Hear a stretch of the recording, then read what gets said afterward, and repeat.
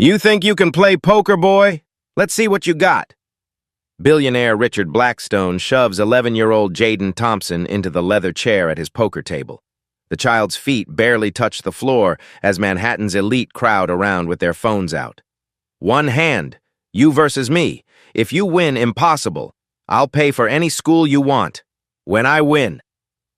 Blackstone's cold eyes find Angela Thompson wiping down glasses in the kitchen. Your mama gets fired. Tonight. He flicks poker chips at Jaden's face. Each one leaves a red mark. Come on, kid. Show these people why you belong in the kitchen with mommy, not at the table with your betters. The room explodes with laughter. Cameras start rolling. Everyone expects to watch a poor black child get crushed by a billionaire in minutes. They have no idea they're about to witness something that will destroy everything they believe about intelligence and worth. Have you ever seen the exact moment when an underestimated genius explodes and changes everything forever? Picture this. 40 floors above the chaos of Manhattan, where the city's noise becomes a distant whisper and power lives behind bulletproof glass. Richard Blackstone's penthouse sprawls across 8,000 square feet of pure luxury. Marble floors so polished they reflect like mirrors. Crystal chandeliers worth more than most people's houses. And floor-to-ceiling windows offering a god's-eye view of Central Park. Tonight, the main living room has been transformed into a professional poker arena. 3 felt tables occupy the center, each surrounded by leather chairs that cost $15,000 apiece. Automatic card shufflers hum quietly in the corners. Crystal decanters filled with whiskey older than most of the staff catch the light from above. The air smells of expensive cologne, aged tobacco, and the kind of money that never worries about tomorrow. This isn't just a game night. This is where New York's most powerful people come to prove they're smarter than everyone else, betting amounts that could feed families for years while calling it charity. The entry fee tonight? $10,000 per person, supposedly benefiting youth education programs, though most of that money will end up funding another wing of some prep school that already has too much. Richard Blackstone stands at the center of it all like a king surveying his domain. At 52, he's got the kind of confidence that only comes from never being told no. His handmade Italian suit costs more than most cars.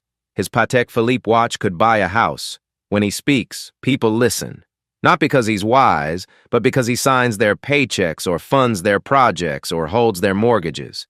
He made his billions in tech, but his attitude comes from something much older and uglier. The belief that wealth equals intelligence, and skin color determines worth. Vincent, deal another round, Blackstone calls out to the man shuffling cards with machine-like precision. Vincent Vinny Castellano moves like poetry in motion when he handles cards. 30 years of professional poker have turned his fingers into instruments of art. The cards seem to dance between his hands, flowing in perfect arcs across the felt. He's here because these rich folks pay him $5,000 a night to lose gracefully to them, making them feel like poker gods, while never letting them lose so much they stop inviting him back. It's a delicate balance. Stroke their egos, take their money, and pretend their amateur mistakes are brilliant strategies. But tonight feels different. Tonight, Vinny keeps glancing at the small figure sitting quietly in the corner. Jaden Thompson perches on the edge of a chair that swallows his 11-year-old frame, his legs dangling like a child's shoulder. His clothes tell a story. The button-down shirt is clean but faded from too many washings. The khakis have been carefully mended at the knee, and his sneakers have seen better days but still shine from his mother's careful attention. Everything about him screams, "Doesn't belong here," which is exactly how these people like it. But if you look closer, really look, you'll notice something else. Jaden's eyes never stop moving. They track every card dealt, every chip bet, every facial expression around the tables. His head tilts slightly when someone bluffs. His fingers tap soundless rhythms against his leg, not nervous energy but calculations. While the adults assume he's just a bored child watching incomprehensible adult activities, Jaden is building a database of human behavior that would impress psychology professors. Patricia Whitmore adjusts her diamond necklace for the 15th time tonight. The gesture so automatic she doesn't realize she does it every time she's about to fold a losing hand. James Morrison's left eye twitches microscopically when he's bluffing, a tell so subtle even Vinny hasn't caught it, but Jaden cataloged it months ago. Dr. Elizabeth Foster touches her earring when she's calculating odds, always 3 quick taps with her index finger. These people have been playing poker in front of Jaden for 3 years, treating him like a piece of furniture that breathes. They discuss million-dollar deals, personal scandals, and business strategies as if he's deaf and dumb. But Jaden absorbs everything. Not just the poker, but the psychology behind it. The way wealth makes people careless. How privilege blinds them to their own weaknesses. How people who've never been truly challenged develop habits that would be fatal against real competition. Angela Thompson moves through the kitchen with quiet efficiency. Her presence so unobtrusive that guests sometimes forget there are actual people preparing their food and cleaning their glasses. At 38, she carries herself with the dignity of someone who's learned to find pride in honest work, even when that work is invisible to those who benefit from it. Her hands, roughened by years of cleaning supplies and hard labor, move with practiced grace as she arranges appetizers and refills drinks. She's been watching her son watch these people, and she's seen something the wealthy guests have missed. Jaden isn't just observing, he's learning. Every poker session becomes a masterclass in reading people, in understanding the mathematics of probability, in controlling emotions under pressure. While other 11-year-olds play video games, her son has been getting a graduate-level education in psychology and game theory from some of the city's most successful people, and they have no idea they're teaching him. The power dynamics in this room are as rigid as the marble floors. There are those who sit at the tables and those who serve them, those who make decisions, and those who clean up the consequences, those who matter and those who don't. Jaden and Angela exist in that second category, visible when needed, invisible when not human furniture that keeps the important people comfortable. But tonight, those carefully maintained barriers are about to explode. Because while Richard Blackstone sees a poor black child who should know his place, what's actually sitting in that oversized chair is a mathematical prodigy who's been studying his weaknesses for 3 years.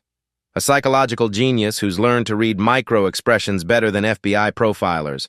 A strategic mind that's been absorbing advanced game theory while pretending to be background decoration. The stage is set. The players are in position.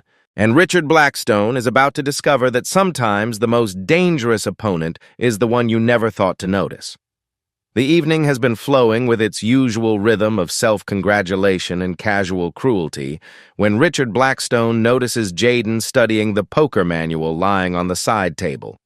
The boy's fingers trace the pages showing hand rankings and betting strategies, his young mind absorbing information like a sponge. "Look at this," Blackstone announces loudly, his voice cutting through the sophisticated chatter. "The help's boy thinks he can read strategy books. How precious." He strides over and snatches the book from Jaden's hands, waving it in the air like evidence at a trial. "Tell you what, kid, since you're so fascinated by poker, why don't you show us what you've learned? Entertainment for the adults." The room's energy shifts as guests abandon their conversations to gather around. Phone cameras emerge from expensive purses and jacket pockets. This is the kind of spontaneous cruelty that makes for great social media content. Actually, Blackstone's eyes light up with malicious inspiration. Let's make this really educational. One hand of Texas Hold'em. The boy versus me. Patricia Whitmore claps her hands together. "Oh, how fun! Like teaching a dog new tricks." "Here's the deal," Blackstone continues, his voice getting louder as he feeds off the crowd's anticipation.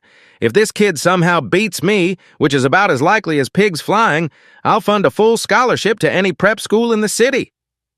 Murmurs of amusement ripple through the crowd. $10,000 in educational costs is pocket change to these people, a safe bet Blackstone knows he'll never have to pay. "But when I win, and I will win, there are consequences." His cold gaze finds Angela in the kitchen doorway, and the room falls silent. "Your mother packs her things tonight, finds herself a new job, somewhere far from here." Angela's wine glass trembles in her hands. 4 years of steady employment, health insurance, the small room in the building's staff quarters that she and Jaden call home, everything hangs in the balance of a card game designed to humiliate her son. "Come on now," Blackstone says, grabbing Jaden's arm and pulling him toward the main poker table. "Don't be shy. Show these nice people what your kind can do when you try to think." Vinny looks uncomfortable for the first time all evening. Mr. Blackstone, maybe we should deal the cards, Vincent, unless you want to find yourself a new gig, too. The professional poker player's jaw tightens, but he begins shuffling with sharp, angry movements. His 30 years in the game have shown him many ugly sides of human nature, but this feels different. This feels wrong. $500 each, Blackstone announces, pushing a stack of chips toward Jaden. Real money for a real game. Though I suppose for someone like you, $500 is quite a fortune. James Morrison laughs. Careful, Richard. Don't break the bank for the kid. Jaden looks across at the man who's about to destroy his family's life for sport. The chips feel heavy in his small hands. The cameras are recording. The laughter is getting louder, but as he settles into the leather chair that's too big for his frame, something changes in his eyes. The scared little boy disappears, replaced by something else entirely, something that's been watching, learning, and waiting for exactly this moment.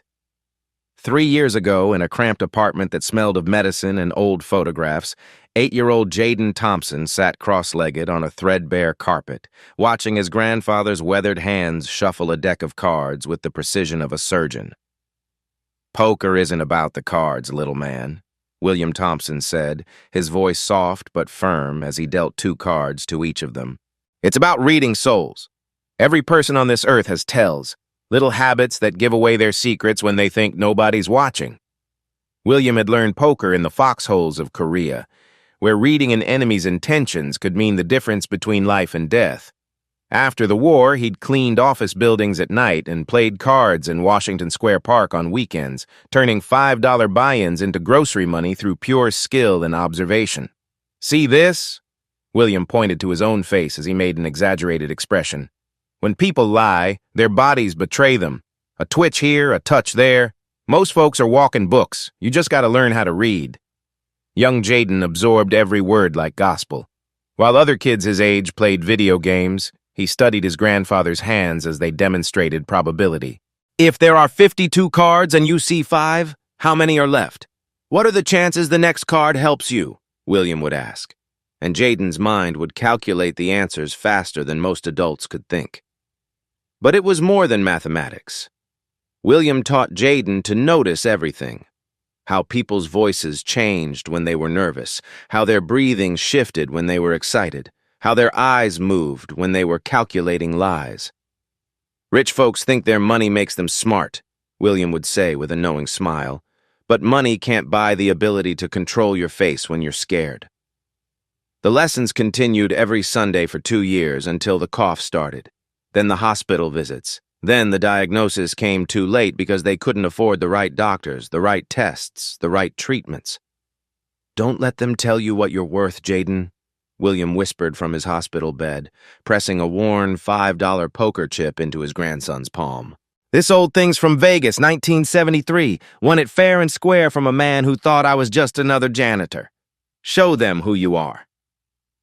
William died 3 days later, leaving behind a grandson with a photographic memory for human behavior and a burning desire to prove that intelligence doesn't come with a price tag. The real education began when Angela started bringing Jaden to work with her. While she cleaned million-dollar apartments and served at exclusive parties, Jaden became invisible furniture, present but unnoticed, watching and learning from people who treated him like a piece of decoration. At the Blackstone penthouse, he discovered a goldmine of psychological data. These wealthy players had never faced real consequences for their poker mistakes, so their tells were huge, obvious, and completely unconscious. Patricia Whitmore touched her necklace every time she was about to fold. James Morrison's left eye twitched when he bluffed. "Doctor." Foster tapped her earring 3 times when calculating odds. Most importantly, Richard Blackstone himself had a tell so massive it was almost comical. He touched his expensive watch whenever he felt uncertain or weak. The gesture was so automatic that he did it during business calls, at dinner parties, even while arguing with his wife. It was his security blanket, and he had no idea he was doing it. Every day after school, while Angela worked her second job cleaning offices downtown, Jaden spent hours at the public library. Free internet became his poker university. He studied professional tournament videos, memorized probability charts, and practiced on free online sites using fake accounts. His young mind absorbed advanced concepts that took most players years to understand. Pot odds, implied odds, reverse psychology, leveling theory. The librarians thought he was researching a school project. His teachers assumed he was just a quiet kid who liked computers. Nobody suspected that an 11-year-old was developing expertise that would challenge seasoned professionals. But the real motivation wasn't fame or money or even revenge. Every night, Jaden watched his mother count and recount their small pile of bills, watched her skip meals so he could eat, watched her work 16-hour days to keep them afloat. Every poker video he studied, every probability he memorized, every tell he cataloged was for her. Tonight, with their entire future hanging on 5 cards and a billionaire's cruelty, all those hours of secret preparation would finally have their moment. William's poker chip sat heavy in Jaden's pocket as he faced the man who thought intelligence was inherited through bank accounts. Time to show them what a janitor's grandson could really do. Vinny's hands move with professional precision as he shuffles the deck one final time, the cards flowing like water between his fingers. The sound cuts through the penthouse's tense silence. 52 possibilities about to determine a family's fate. "Gentlemen, this is Texas Hold'em," Vinny announces, his voice carrying the authority of 3 decades at poker tables. "Each player receives 2 hole cards, followed by 5 community cards dealt in stages. Best 5-card hand wins." He slides 2 cards face down to each player. The soft whisper of cardboard against felt sounds like thunder in the suddenly quiet room. 20 phones are recording now, capturing what everyone assumes will be swift justice delivered to an uppity child. Jaden peeks at his cards with the careful precision his grandfather taught him. 7 of spades, 8 of spades. His face reveals nothing, but inside, his mind immediately begins calculating. These are what poker players call suited connectors. 2 cards in sequence and the same suit. Not a powerhouse hand, but one with serious potential if the right community cards appear. Across the table, Blackstone glances at his cards and can't suppress a slight smile. Ace of clubs, king of diamonds. Big Slick, as it's known in poker circles, one of the strongest starting hands possible. His confidence surges as he mentally counts the scholarship money he'll never have to pay. "Pre-flop betting begins with you, Mr. Blackstone," Vinny states. Blackstone doesn't hesitate. He pushes $50 worth of chips forward with theatrical flair. "Let's start with something small. Don't want to scare the boy away too quickly." The crowd chuckles at his casual cruelty. Patricia Whitmore whispers loudly, "How generous of you, Richard, starting slow for the child." All eyes turn to Jaden. This is his first decision point, and everyone expects him to fold immediately. Why would a poor kid risk $50? Probably more money than his family sees in a week. But Jaden is remembering his grandfather's lessons about reading people. Blackstone's nostril flared when he made that bet, the subtle tell of someone confident in their hand strength. The way he leaned back slightly after pushing chips forward, classic dominance posturing. Most telling of all, Blackstone didn't touch his watch, meaning he felt completely secure.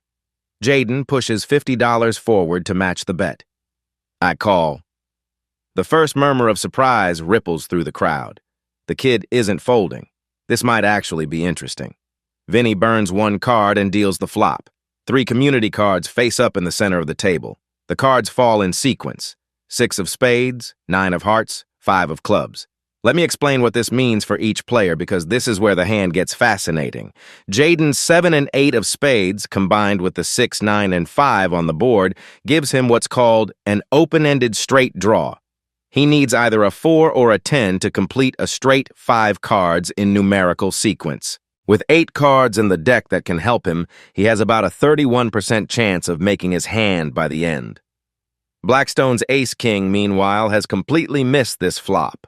He has what poker players call overcards, cards higher than anything on the board, but no pair, no nothing. He's essentially holding ace high, which in poker terms means he has almost nothing. But here's the crucial part. Blackstone doesn't realize how weak his position is. In his mind, ace-king is still a premium hand, and he's facing a child who couldn't possibly understand advanced poker strategy. 50 more, Blackstone announces, pushing chips forward with renewed aggression.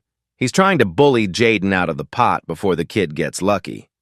This is where Jaden's 3 years of observation pay dividends. He's seen Blackstone make this exact move dozens of times, betting aggressively when feeling strong, trying to end hands quickly. But something's different this time. Blackstone's hand moved toward his watch for just a split second before stopping. A micro-tell that suggests uncertainty beneath the bravado. Instead of folding like everyone expects, Jaden does something that shocks the room. He raises to $150. Raise, he says quietly, pushing chips forward with steady hands. The penthouse falls dead silent. Even Vinny's eyebrows climb toward his hairline. What just happened defies all logic. An 11-year-old child just raised a billionaire in a high-stakes poker hand. Well, I'll be damned, James Morrison whispers. Blackstone's confident smile falters for the first time. This was supposed to be easy entertainment, a quick lesson in racial hierarchy delivered through cards. Why is this kid fighting back? Patricia Whitmore stops touching her necklace mid-gesture. Is he actually playing poker? Vinny leans forward slightly, his professional instincts fully engaged now. That raise wasn't random. The timing, the sizing, the situation, it showed understanding of concepts that take most players years to grasp. This child just executed what pros call a semi-bluff, betting with a drawing hand that could improve while also applying pressure to force mistakes. Your action, Mr. Blackstone, Vinny prompts. For the first time all evening, Richard Blackstone hesitates. His fingers drift toward his watch before he catches himself. The crowd that was laughing with him moments ago now watches him with curious eyes. The game is changing, the power dynamic is shifting, and somewhere in the back of everyone's mind, an impossible question begins to form. What if this kid actually knows what he's doing? Blackstone stares at the chips Jaden just pushed forward, his mind struggling to process what's happening. A $150 raise from an 11-year-old? This wasn't in the script. This was supposed to be a quick humiliation, not an actual poker match. His fingers twitch toward his watch before he forces them to stop. Call, he says, trying to sound casual, but his voice carries a note of uncertainty that wasn't there before. Vinny burns another card and reveals the turn, the fourth community card that can change everything. The card hits the felt with a soft thud. 4 of diamonds. The room doesn't understand what just happened, but Jaden's mind explodes with mathematical certainty. His 7-8 of spades now has the board reading 6-9-5-4. He's completed his straight 5-6-7-8-9. In poker terms, he has the nuts, the absolute best possible hand at this moment. Nobody can beat him, not with any 2 cards. It's mathematically impossible. But here's the beautiful part. Nobody else knows it. Blackstone still has ace-king with nothing, just ace-high. He's holding what amounts to trash in poker terms, but he doesn't realize how dire his situation has become. In his mind, he still has Big Slick, still has the premium hand, still has the intellectual advantage. Interesting turn card, Vinny mutters, studying the board with professional eyes. He's starting to see the possibilities, and what he sees makes his pulse quicken. Instead of betting aggressively with his monster hand, Jaden does something that would impress world-class professionals. He checks, just taps the table gently, indicating he doesn't want to bet. This is called slow playing or trapping, and it requires ice-cold nerves and advanced psychological understanding. Jaden is deliberately showing weakness with an unbeatable hand, inviting Blackstone to bet into him and build a bigger pot. Blackstone takes the bait completely. 200, he announces, shoving chips forward with renewed confidence. In his mind, the kid's check confirms what he expected. Jaden is weak, probably scared, definitely in over his head. Time to end this charade and collect his victory. The crowd murmurs approval. This is more like it. The billionaire reasserted dominance over the presumptuous child, but Jaden is reading Blackstone like a children's book. 3 years of observation have cataloged every micro-expression, every unconscious gesture. When Blackstone made that bet, his nostrils flared slightly, the tell of someone feeling strong, his shoulders squared in dominance posturing. Most importantly, he didn't touch his watch, meaning he felt completely confident. Blackstone has no idea he just walked into a perfectly laid trap. Raise, Jaden says quietly. 400. The words hit the room like a physical blow. Patricia Whitmore's wine glass freezes halfway to her lips. James Morrison's mouth falls open. Even Vinny, who's seen everything in 30 years of professional poker, blinks in surprise. An 11-year-old child just raised a billionaire to $400. This isn't child's play anymore. This is serious money, serious poker, serious psychology. What the hell? Blackstone's composure cracks visibly. His hand jerks toward his watch before he catches himself. This was supposed to be educational entertainment, not a real poker match where he might actually lose. Vinny leans forward, his professional instincts screaming that something extraordinary is happening. Gentlemen, the action is to you, Mr. Blackstone. This is ridiculous, Blackstone snaps, but his voice lacks its earlier confidence. He's 11 years old. He doesn't know what he's doing. But even as he says it, doubt creeps into his mind.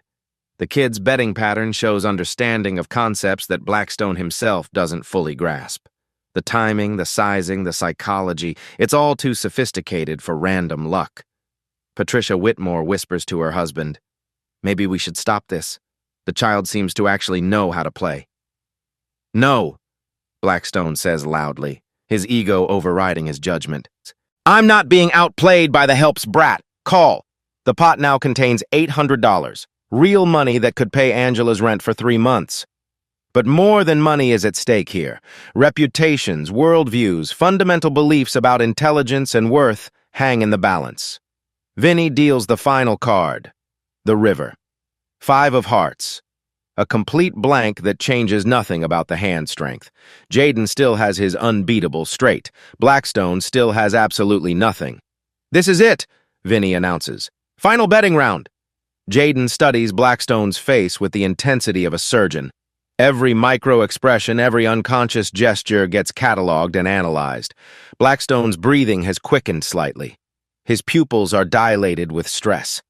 His fingers keep drifting toward his watch before stopping, the universal tell of uncertainty and fear.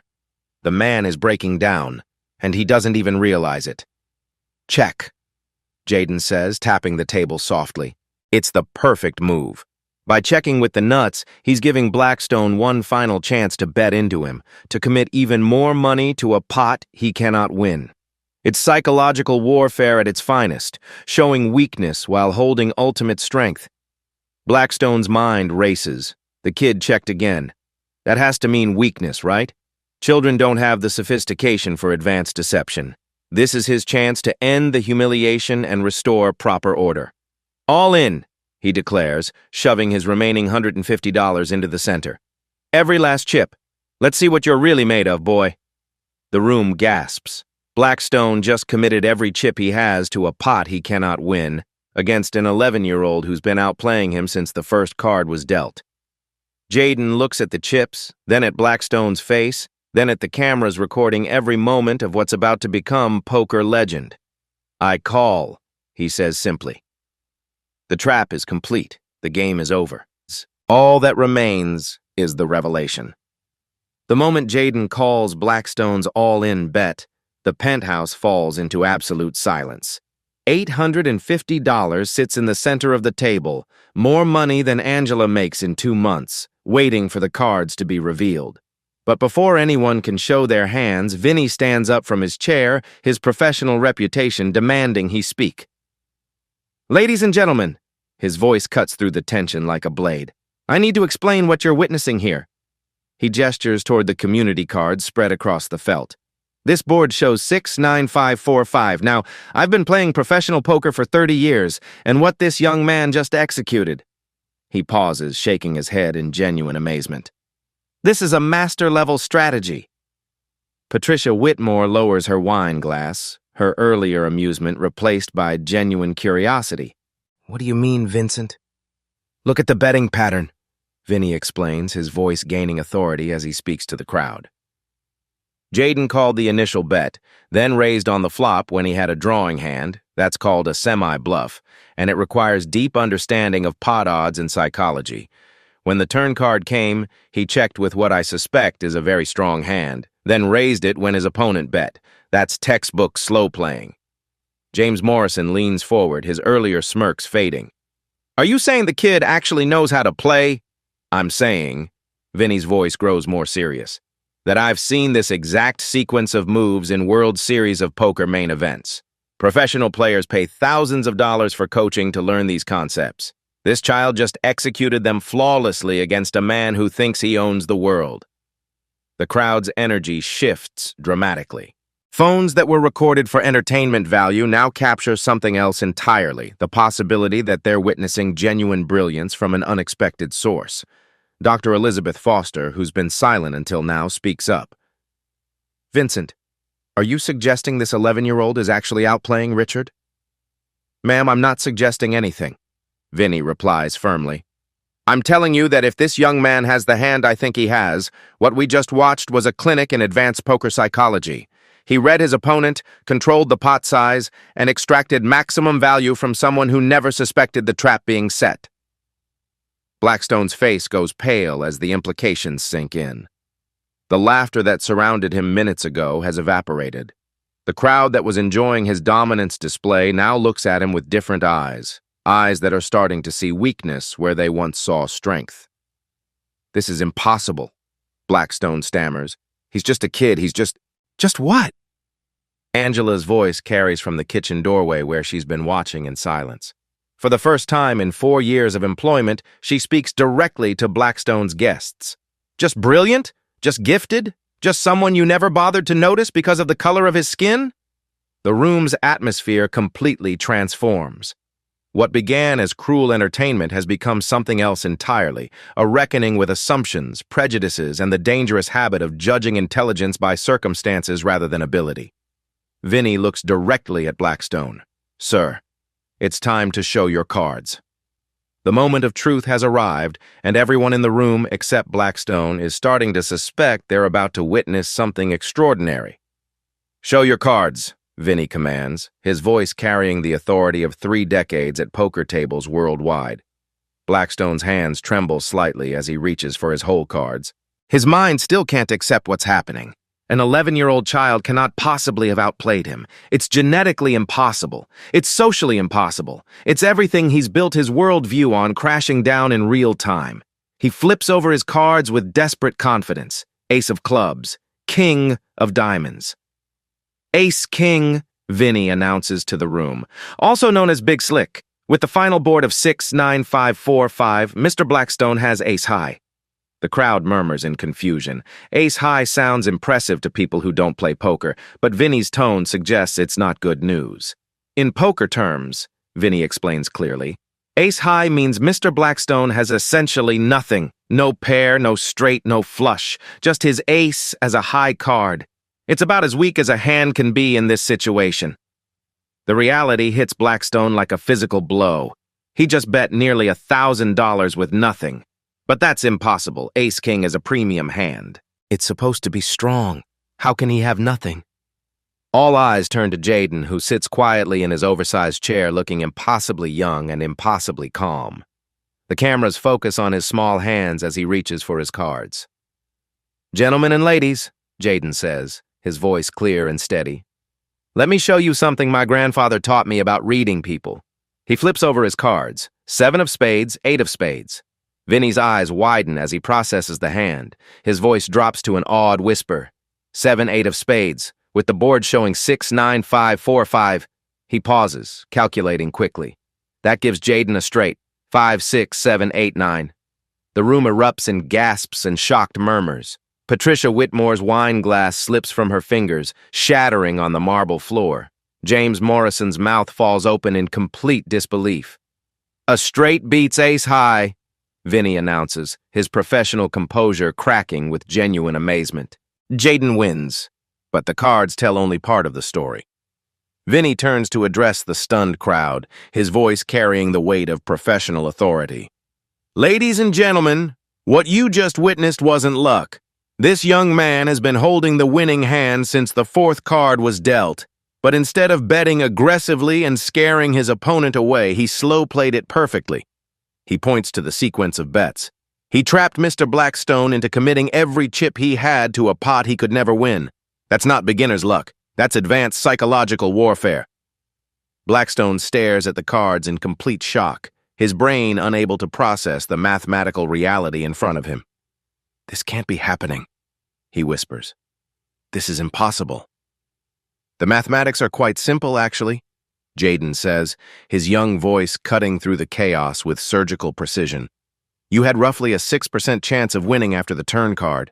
I had the nuts, the best possible hand. You bet everything on a 6% chance because you couldn't read the situation. The words hit Blackstone like bullets. Not just the poker lesson, but the calm, analytical way this 11-year-old is explaining how thoroughly he's been outplayed. But more importantly, Jaden continues, standing up in his chair to address the room, you couldn't see my strength because you were blinded by your assumptions about my worth. The crowd begins to applaud, slowly at first, then building to thunderous approval. These wealthy, sophisticated people are giving a standing ovation to a child who just demonstrated intellectual superiority in the most undeniable way possible. Vinny starts the applause, his professional respect overriding social boundaries. In 30 years of poker, I've rarely seen such perfect execution. That was a masterclass in reading opponents and controlling psychology. Blackstone sits frozen in his chair, staring at the cards that just destroyed his entire worldview. The child he dismissed as genetically inferior just outplayed him using pure intelligence, patience, and skill. The game is over. The money is won. But the real victory is just beginning. The applause dies down as Vinny addresses the room with the gravity of a courtroom judge delivering a verdict.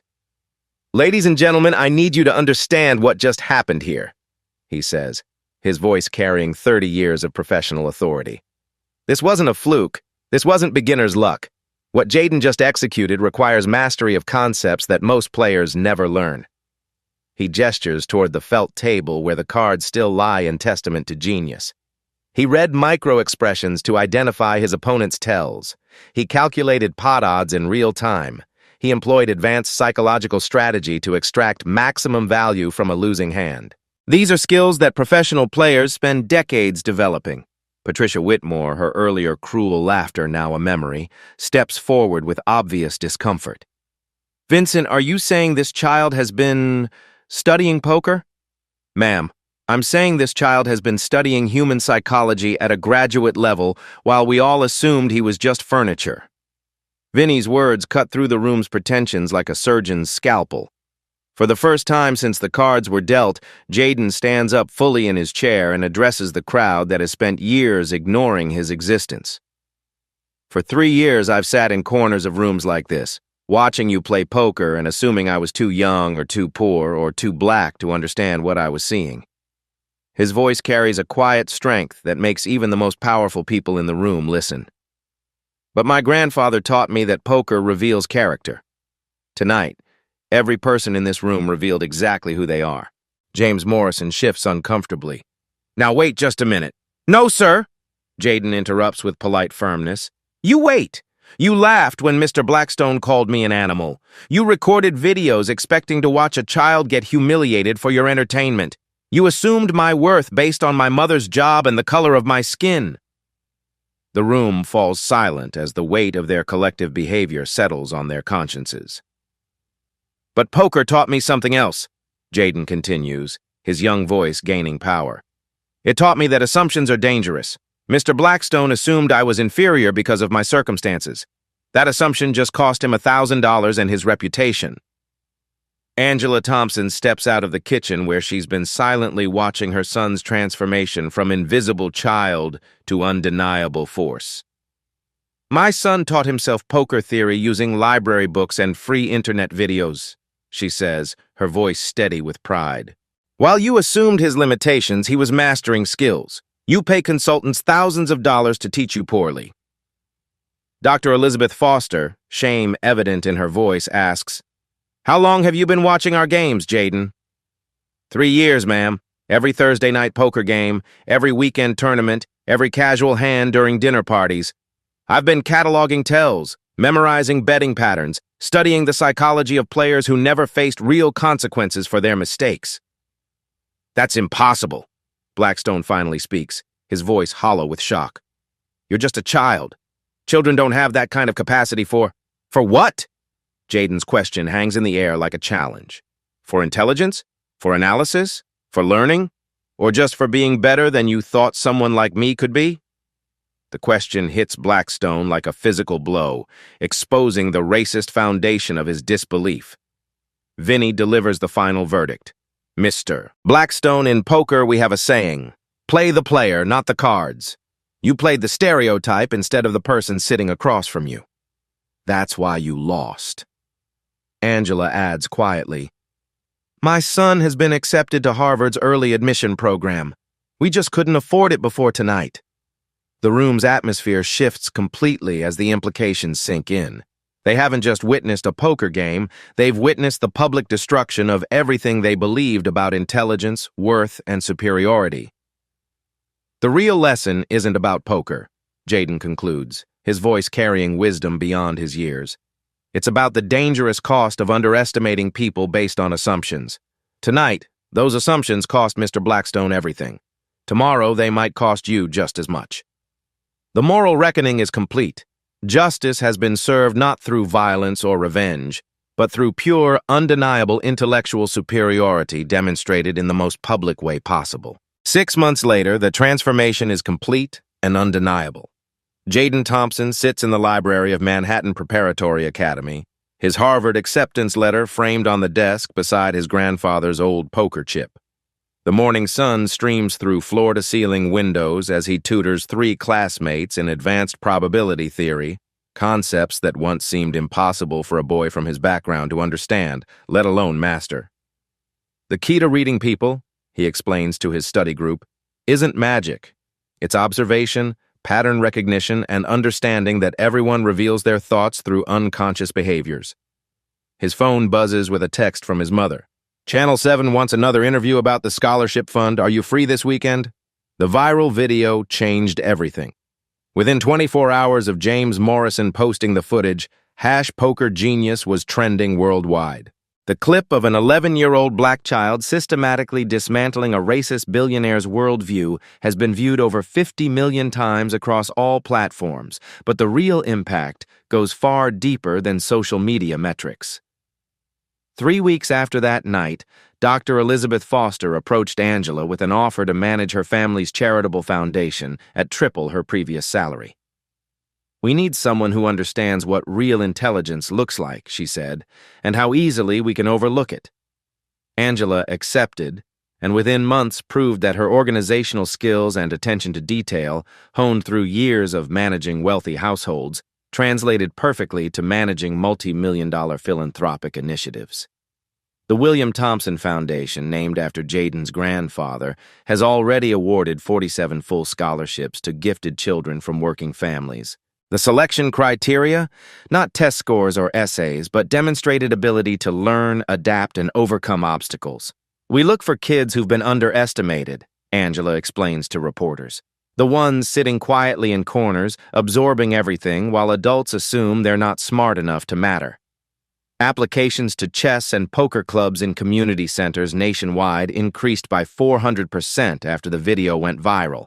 Libraries report massive spikes in strategy game book checkouts. The Jaden effect has become a real phenomenon in educational psychology circles. But perhaps the most satisfying transformation involves Richard Blackstone himself. The man who once owned a tech empire worth billions now works as a mid-level consultant at a firm that wouldn't have returned his calls 2 years ago. His company's board requested his resignation within weeks of the video's release, as clients and partners distanced themselves from his public display of racism. His wife filed for divorce 6 months later, citing irreconcilable differences. Legal code for, I can't be married to a man the entire world knows is a racist. His children, embarrassed by their father's behavior, refused to speak to him. The penthouse where he once hosted poker games for Manhattan's elite has been sold to pay legal fees and settlement costs. The new owners converted it into a learning center for gifted children from underserved communities. A beautiful irony that wasn't lost on anyone who knew the building's history. Blackstone now lives in a studio apartment in Queens, eating microwave dinners and watching the news coverage of Jaden's continued success with the bitter knowledge that he created his own downfall. Meanwhile, Jaden's academic achievements continue to astound his teachers. Perfect scores in advanced calculus and behavioral psychology, captain of both the debate team and chess club. Early admission offers from Harvard, MIT, Stanford, and Yale, not because of his poker skills, but because of the analytical mind that made those skills possible. The poker was just a demonstration, explains Dr. Sarah Carter, Jaden's academic advisor. The real gift is his ability to process complex information, identify patterns, and apply theoretical knowledge to practical situations. That's useful in any field. The documentary The Boy Who Read Minds won 3 Emmy Awards and inspired educational reform discussions in dozens of school districts. The film's most powerful moment comes when Jaden returns to his old community center, teaching poker fundamentals to a new generation of children who might otherwise go unnoticed. "Every Saturday morning, I see kids who remind me of myself," Jaden tells the camera. Quiet ones, smart ones, kids whose potential is invisible to people who make assumptions about intelligence based on zip codes and bank accounts. The poker room at the community center where he learned the game is now named the William Thompson Memorial Room, with his grandfather's photograph hanging above the main table. Vinny Castellano, the professional poker player who witnessed Jaden's breakthrough, became an unlikely mentor and advocate. "That kid changed how I think about talent," he says in interviews. Real skill doesn't announce itself with fancy clothes and expensive accessories. Sometimes it sits quietly in the corner, watching and learning, waiting for someone to give it a chance. The scholarship winners from the William Thompson Foundation are already making their mark. Maria Santos, a 12-year-old from the Bronx, just won the National Math Olympiad. David Kim, whose parents worked double shifts at a restaurant, received early admission to MIT's engineering program. Aisha Johnson is developing an app to help other kids from single-parent homes access educational resources. "We're not just funding education," Angela explains in her foundation office, which overlooks the same park where her son once played while she worked multiple jobs. "We're proving that brilliance exists everywhere. You just have to know how to recognize it."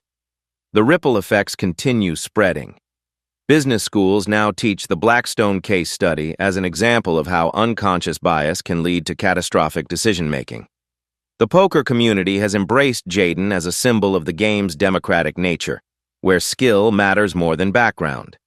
Professional players regularly seek his insights on reading tells and psychological strategy. At 13, he's already been invited to observe World Series of Poker events, though he's focused on academics rather than professional gambling. "Poker taught me about people," he explains in a recent interview.